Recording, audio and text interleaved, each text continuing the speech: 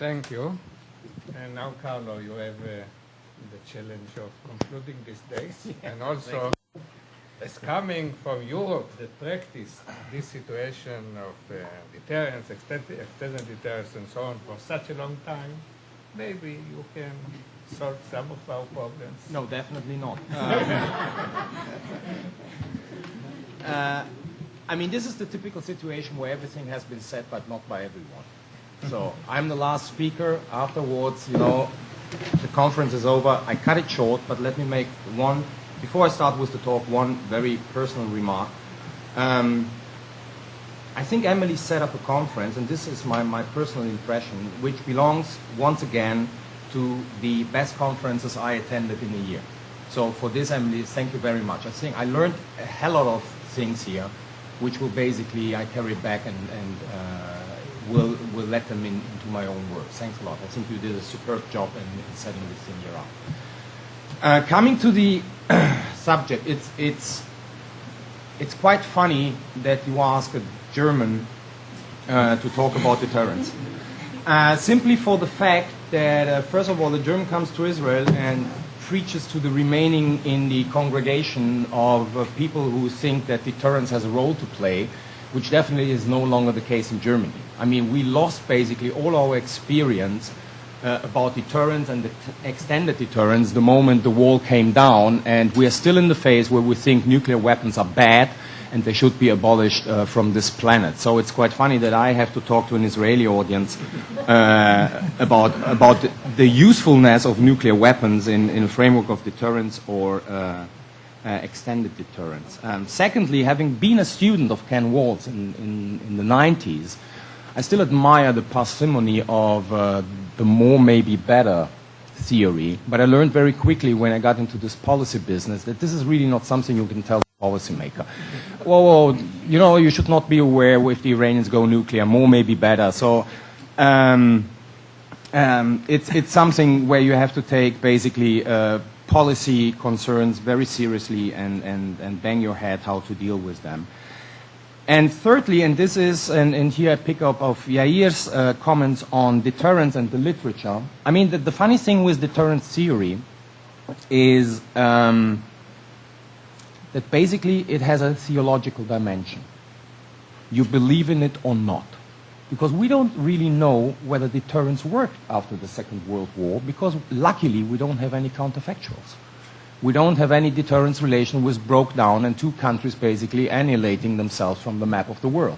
So this you have, at least in theory, take into consideration that we have really, I mean, we have libraries full of literature on a subject where basically either we believe in it, that deterrence will work in a very simple way, like Ken used to say, or in a very complicated way, but we don't know whether it will work. So it's a highly intellectual exercise talking about deterrence and deterring relations or extended deterrence. This I want to make as preliminary remarks.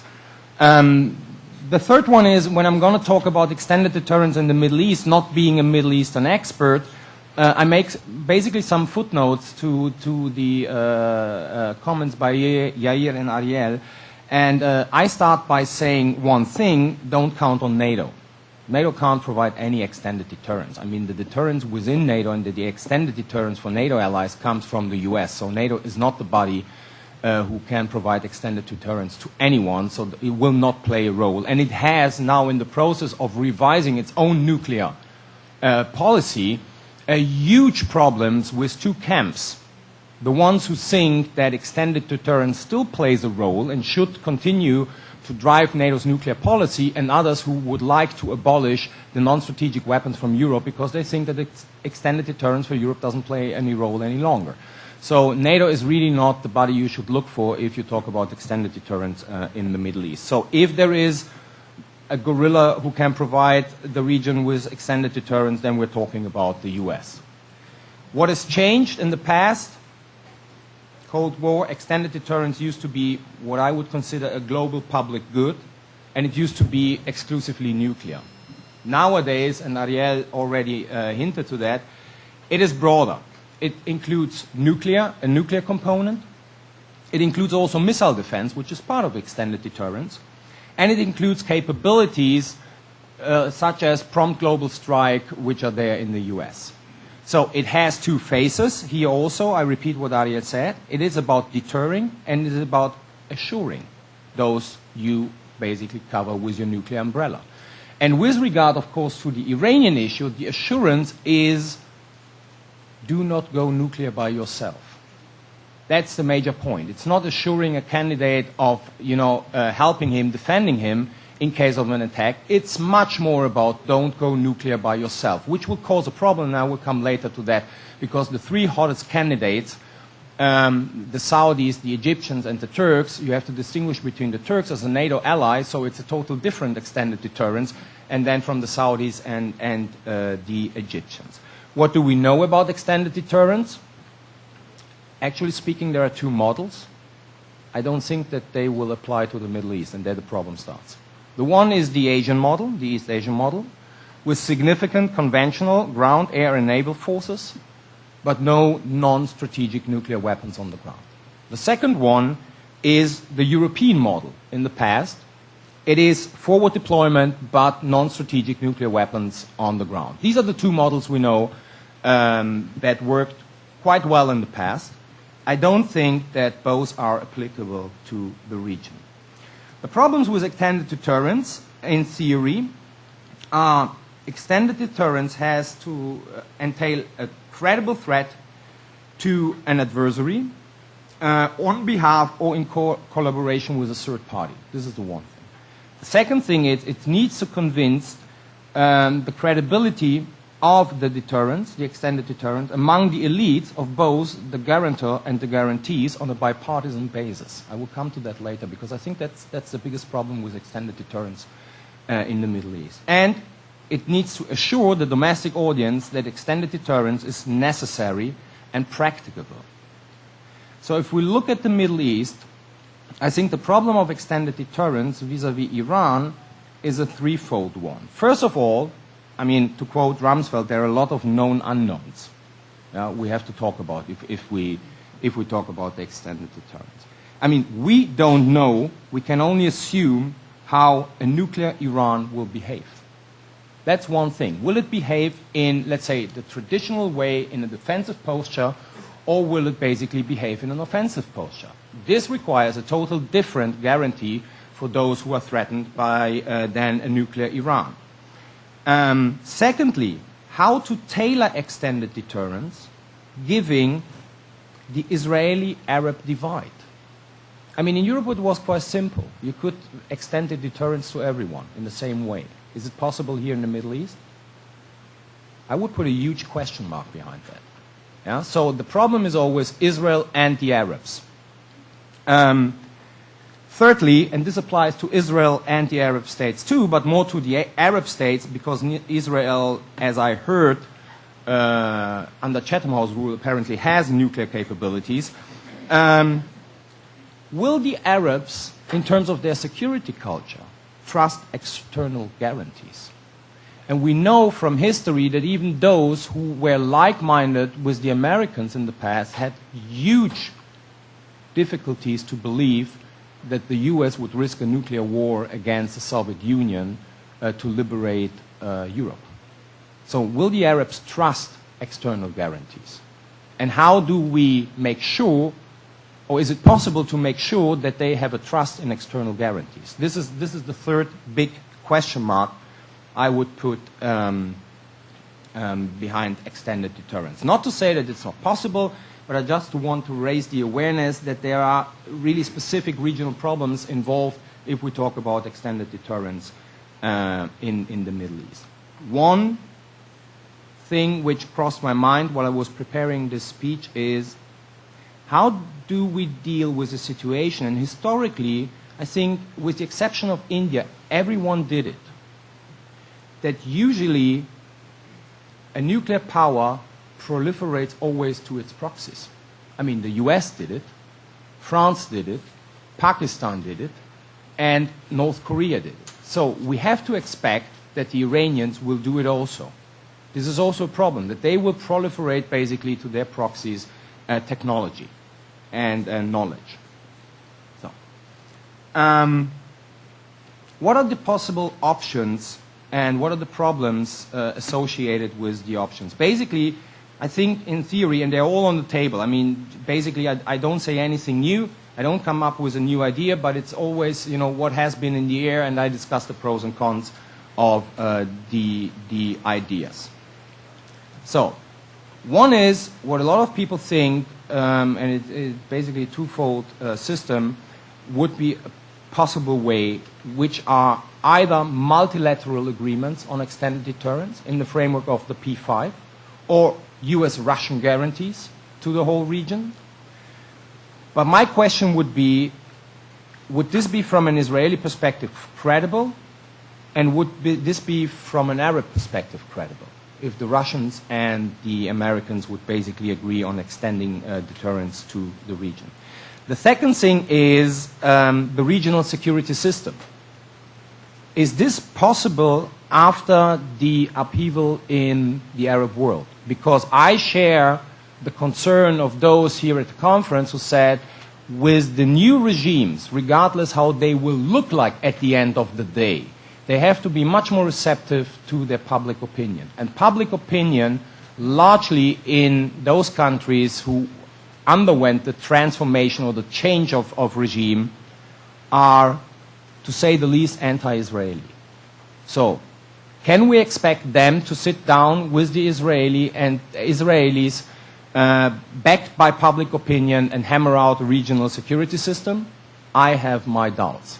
So I would rule out from this perspective that multilateral agreements, as well as a regional security system, would provide the necessary framework to extend deterrence to the Middle East against the Iranian nuclear threat.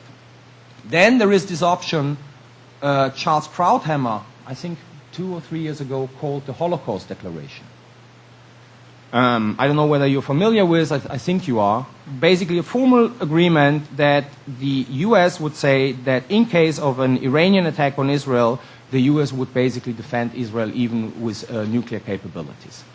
This sounds good, but my question is, would this not, from an Israeli perspective, given also an Israeli security culture, limit the range of maneuver Israel has in the region with regard to Iran and beyond? Would Israeli policymakers not feel basically too much tied to a formal US security guarantee, which basically would put pressure on Israel's behavior in the region? So I don't think that this is a solution which, for Israel, I'm not talking about the Arab state, will work out. Before I come to the last option, let me give you some additional thoughts on the problems giving the extended deterrence. One of the issues, of course, with extended deterrence for Israel, but also for the Arab states and even the Gulf states, and given the geography of the Gulf states, is the credibility. And the credibility, since I assume that both systems are not applicable to the region, so neither the European system with non-strategic nuclear weapons somewhere on Arab soils or in the Gulf, nor a huge conventional presence in the region by the Americans, how can extended deterrence be, in the eyes of those who should profit, be credible? The old problem, I think, would pop up, which is the old German Franco problem. And de Gaulle once nicely said it to Adenauer in '62. He said, do you really believe that the Americans would risk the destruction of New York for the liberation of Hamburg? And of course, theoretically speaking, the sexy thing about deterrence is that you don't know. And at the end of the day, you don't want to wake up and see that the Americans really risk the destruction of New York for the liberation of Hamburg or Abu Dhabi. But actually, this is not very satisfying for those who are sitting in Abu Dhabi, always questioning whether the US would really be willing to defend them. And given, and this is basically the historical comparison, where you can draw a lesson from history, the Iranian threat to the Gulf countries, to the Arab state, would be not of such a magnitude as the Soviet threat was to the Europeans in the past. And the European concern was really whether the Americans would live up to their commitments. So I would expect that in the Arab world, this concern would be much greater giving the lower magnitude of the Iranian threat to their own national security.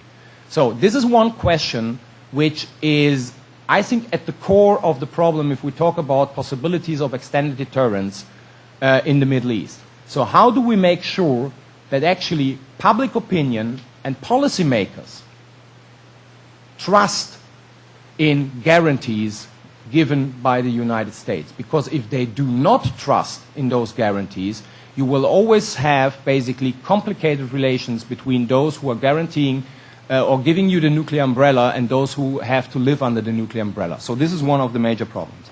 The same applies, extended deterrent by the US to Israel, the same applies to the Iranians. How do you signal to the Iranians in a credible way that the US is willing basically to defend Israel with nuclear weapons? So it has to be a credible signal to every leadership in Tehran that in case things get rough, the US would be willing, same thing, to risk the destruction of New York for the liberation of Tel Aviv or Jerusalem. This is something, and signaling, as we know from literature, is one of the key problems in deterrence and extended deterrence, and depends also that which was difficult with the Soviets, but at the end of the day it worked out, that the cultural background, the security culture background, is in such a way that you know that if you send out a signal, it will be understood in the way you want it to be understood.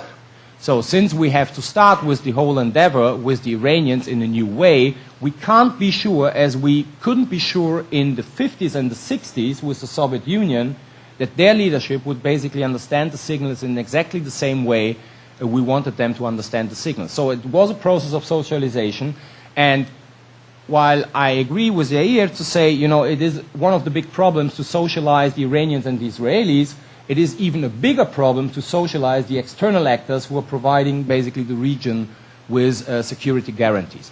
And let me put it quite frankly, look at American behavior in the Middle East. I'm not so sure whether they really understand security cultures here, neither in the Arab states nor in Israel. So it will be a massive problem, and we will go through a phase of uncertainty where signaling could be misinterpreted, and then, of course, with disastrous consequences. So, last 2 points, and then I come to an end. How basically could we start with, I don't rule out that at the end of the day, multilateral arrangement, regional security systems will work out here. But this is a long process. I don't see it basically as a starting point. I think the only thing, if we talk about extended deterrence, we have to start with is a unilateral American declaration, which basically would have the advantage that it can be tailored to certain countries, and it does not necessarily need to put the Arabs and the Israelis together. So it can be tailor-made country by country, unilaterally by the US. It will not, for instance, put Israel in the position that it has basically to constrain its own behavior in the region, but it has to be a very clear unilateral signal by the US that the US is willing to defend basically every Arab state, Israel as well as the Gulf Arabs, in case of a nuclear attack by Iran with nuclear weapons. This is the only way, I think, extended deterrence can start here in the region, giving all the difficulties I foresee when you start talking about how to extend the nuclear umbrella to countries here in the region. And here I stop. So I said I make a couple of footnotes to what has been said, and thank you for the attention.